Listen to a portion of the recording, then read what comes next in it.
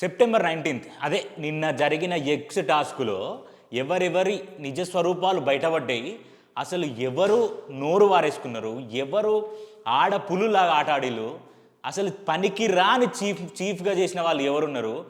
ఈ కాంతారా చీఫ్, తర్వాత శక్తి చీఫ్ వీళ్ళిద్దరిలో ఎవరు బెస్ట్? అండ్ క్లాన్ మెంబర్స్‌గా ఉన్న ఎవ్వరు వరెస్ట్‌గా ఉన్నారు? అది మొత్తం ఇవాళ మాట్లాడుకుందాం. నాకు నబిల్ అండ్ సోనియా విషయంలో సోనియా మీద నాకు వచ్చే కోపం అయితే చాలా దారుణంగా ఉంది. నాకు వచ్చే కోపం ఆ వంట విషయంలో అవ్వచ్చు, టాస్క్ విషయంలో అవ్వచ్చు, ప్రతిదానికి పృథ్వీకి చెప్తుంది. పృథ్వీకి చెప్తే పృథ్వీ పోయి పోక్ చేస్తుండు, నిఖిల్ చెప్తే నిఖిల్ వచ్చి పోక్ చేస్తుండు. అసలు నాకు అర్థం కాని విషయం ఏంటంటే ఈ సోనియా హౌస్లో ఇండివిజువాలిటీ అనేది అసలే ఉండదు. ప్రతిసారి ఎవరినో ఒకరిని హ్యాండ్ ఓవర్లో పెట్టుకొని ఆ హ్యాండ్ ఓవర్లో పెట్టుకున్న వాళ్ళతో ఈ మాటలు, తర్వాత ఈ పనులకు సంబంధించిన, ఈ టాస్క్లకు సంబంధించిన ప్రతిదీ వాళ్ళతో వీళ్ళతో చెప్పిస్తుంది. సంచాలకగా నబీల్ అఫ్రిది చేసింది అసలు క్రేజీ అంటే క్రేజీ. అసలు కొంచెం కూడా వణుకు లేకుండా, కొంచెం కూడా బెరుగు లేకుండా స్మార్ట్గా, చాలా అంటే చాలా స్మార్ట్గా అండ్ చాలా క్రిస్టల్ క్లియర్గా సంచాలగా 100కి 200% ఇచ్చిండు. దీంట్లో ఏం జరిగిందో మనం చూద్దాం. ఇంకా విష్ణుప్రియ విషయానికి వస్తే విష్ణుప్రియ ఏంది? మీరందరూ తింగర్ బుచ్చి మంచిగా మాట్లాడుతుంది, ఓ విష్ణుప్రియ సూపరు తోపు. ఏంది విష్ణుప్రియ? నేను అంటున్నా విష్ణుప్రియది ఏం లేదమ్మా. విష్ణుప్రియ మాస్కి ఎలా బయటపడింది. మాట్లాడే మాటలు ఎట్లున్నాయి? చాలా మాటలు నేర్చుకుని ఉంది. మన అమ్మాయి ఆల్రెడీ యాంకరింగ్ ఫీల్డ్లో ఉంది కదా, సో ప్రతిదీ ఆమెకు తెలుసు అనమాట. ఏం గలీజ్ మాటలు మాట్లాడుతుంది. నేను ఈ పాయింట్ ఎందుకు నేను విష్ణుప్రియని ఇట్లా అంటున్నా. అండ్ ఇక్కడ సీతది కూడా తప్పుంది, నేను అది కూడా మాట్లాడతా. అండ్ ఇంకా ముందుకు పోతే పృథ్వీ, నీ బిహేవియర్ ఏంది సామి? నాకు అర్థం కాదు. ఆ మణికంఠ ఆ బక్క ప్రాణాన్ని నీ ఇష్టం వచ్చినట్టు మాట్లాడడం, నీ ఇష్టం వచ్చినట్టు తిట్టడం, నీ ఇష్టం వచ్చినట్టు మీదికి వెళ్ళడం నీకుంటుంది. సాటర్డే నాగ్ సార్ వీటన్నిటి గురించి గట్టిగా మాట్లాడకపోతే అసలు నాగ్ సారు హోస్టింగ్కే వద్దు నన్ను అడిగితే. అంత దారుణమైన హోస్టింగ్ అవుతుంది. ఇంకా ఓపెన్ చేస్తే నబీల్ సంచాలకగా ఈ గేమ్లో చాలా బాగా చేసిండు. ఇక విష్ణుప్రియ నబీల్కి సారీ చెప్పిందండి. విష్ణుప్రియ నబీల్కి ఎందుకు సారీ చెప్పిందనంటే, నిన్న మనం ప్రోమోలో చూసినాం కదా, నబీల్ నాకు నువ్వు టచ్ చేస్తున్నట్టు అనిపిస్తుంది అని అంటే, నేను టచ్ చేయలేను నబీల్ మాట్లాడిన విషయంలో నేను అప్పుడే చెప్పిన. నేను ఈ విషయంలో ఇన్స్టాగ్రామ్లో రీల్ కూడా చేసిన. విష్ణుప్రియ అది వాంటెడ్గా చేస్తున్నా, నేను కావాలని నువ్వు ఎక్కడ టచ్ చేస్తావో నేను రాంగ్ అవుతావు అని చెప్పేసి నేను వాడుకున్నా. ఐఎమ్ ఎక్స్ట్రీమ్లీ సారీ నబీల్, నువ్వు అలాంటి కైండ్ ఆఫ్ గాయ్ కాదు. మరి ఆ బుద్ధి ముందెక్కడ పోయింది? ఈ ప్రోమో కట్ల కోసం, కంటెంట్ ఇవ్వడం కోసం ఒక మనిషిని బ్లేమ్ చేయడమా విష్ణుప్రియ ఆడే ఆట? మీరందరూ విష్ణుప్రియ అని వెనకేసుకొస్తున్నారు. లేడీ టైగర్ ఏం కాదు విష్ణుప్రియ. ప్రేరణ గ్యాప్లో ఒక మాట అన్నది. ఏ మాట అన్నది తెలుసా? ఆ మాట ఏంటంటే, అబ్బో టాస్క్కి వచ్చే వరకే ఎట్లా బిహేవ్ చేస్తుందో చూసిరు కదా, ఆ టాస్క్ పోయిందంటే చాలు ఓ సెన్సిటివ్. ఎగ్జాక్ట్లీ ఈ నాకు సార్ వచ్చిన వాళ్ళు తింగర్ బుచ్చి వేసేవాళ్ళు నాకు అట్లా చేస్తే అసలే నచ్చలే.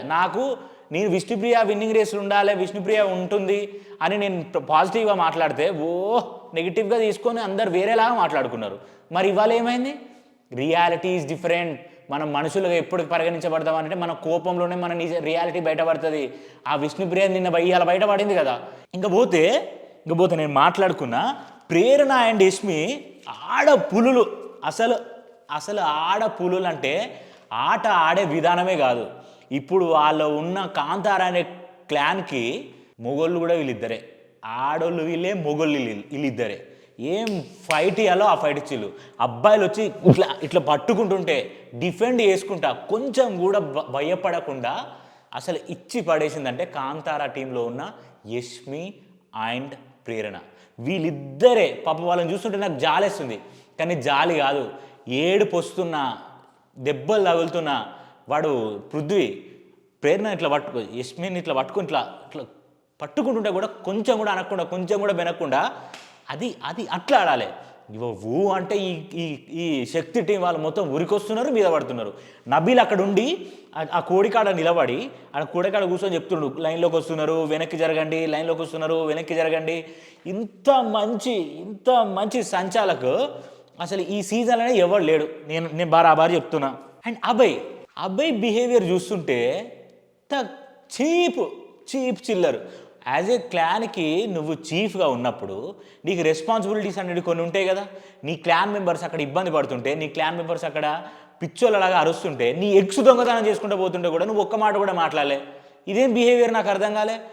చూద్దాం రా రే నబీలు నువ్వేం మాట్లాడకరా, యష్మి వచ్చేయి, ప్రేరణ నువ్వు వచ్చేయి, అది కాదు అక్కడ. నీ గుడ్లు పోయి నువ్వు ఓడిపోయినావు. ఇక్కడ నువ్వు ఎంత నీ చీఫ్, నువ్వు నీ క్లాన్ కోసం నువ్వు చీఫ్గా నువ్వు ఎంత చేస్తున్నావు, నీ డెడికేషన్ ఎంత ఉంది, నీ క్లాన్లో ఉన్న మెంబర్స్ని నువ్వు ఎట్లా ప్రొటెక్ట్ చేస్తున్నావు. అదే కదా నాగార్జున సార్ చెప్పిండు. నాగార్జున సార్ చెప్పింది ఏంది, ఒక రాజ్యంలో ప్రజలు లేనప్పుడు రాజు పరిగణించబడడు అని. అలాంటి రాజు పరిగణించబడిన తరువాత రాజ్యంలో ఉన్న మనుషులు సుఖ సంతోషాలతో లేరు, కష్టాలు పడుతున్నారంటే ఒక యాజ్ ఏ రాజుగా నువ్వు కూర్చోనా చేసేది. అందుకే రెడ్ కార్డు ఇచ్చిండు, రెడ్ ఫ్లాగ్ ఇచ్చిండు. డేంజర్ జోన్లో ఖచ్చితంగా ఎలిమినేట్ అవుతాడు అభయ్ నవీన్. నబీల్ సంచాలకగా చేస్తుంటే బయాస్గా చేస్తున్నావు అని పృథ్వీ బాగా సీరియస్ అయ్యాడు. బయాస్గా ఇక్కడ చేసిండు. ఇక్కడ అట్లా అనుకుంటే మనం అనుకున్న పిక్చర్ క్లారిటీ మీ హౌస్ మేట్స్లో ఎవరికి లేదు. నేను నబీల్ని పర్సనల్గా సపోర్ట్ చేయట్లేదు, కానీ నబీల్కి ఉన్నంత క్లారిటీ మీ దాంట్లో ఎవరికి లేదు. మీ కన్నడ బ్యాచ్కి లేదు, తెలుగు బ్యాచ్కి లేదు. ఇంటి వన్ మోర్ థింగ్ ఏంటంటే సోనియా విషయానికి వస్తే, సోనియా ఏమంటుంది నబీల్ని, నువ్వు బయాస్గా చేస్తున్నావు, నువ్వు రూల్ బుక్ చదవలే, అది చదవలే, ఇది చదవలేను. నేను రూల్ బుక్ చదవలేను, నువ్వు ఎట్లా డిసైడ్ చేస్తావు, ఇట్లా కప్పుకోవద్దు, బాడీతో కప్పొద్దు అని చెప్పిండు. ఎవరు, బిగ్ బాస్. బాడీతో కప్పకుండా హ్యాండ్స్తో కవర్ చేసుకోమని చెప్పిండు.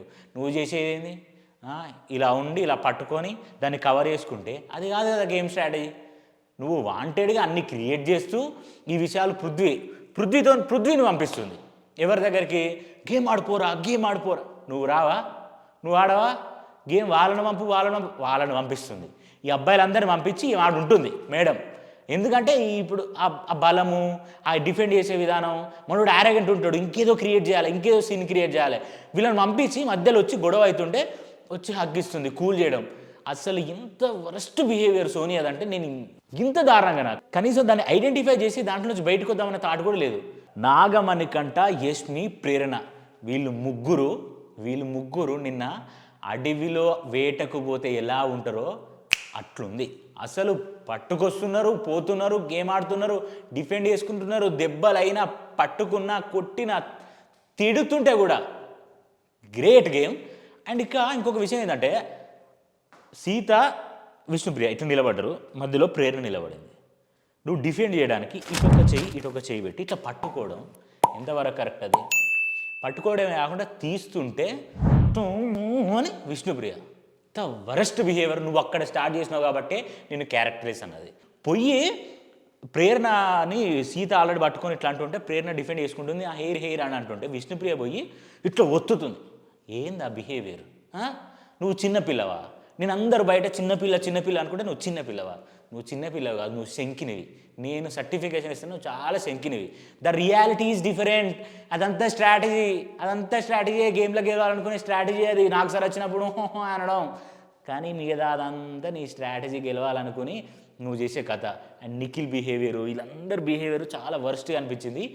24/7లో దీని గురించి, ఆ రెడ్ గుడ్డు వచ్చిన దాని గురించి, అసలు ఈ నిఖిల్ అనే అబ్బాయి సోనియా మాయలో ఎంత కూరుకుపోయిన దాని గురించి నేను మళ్ళీ ఇంకో వీడియో చేస్తా.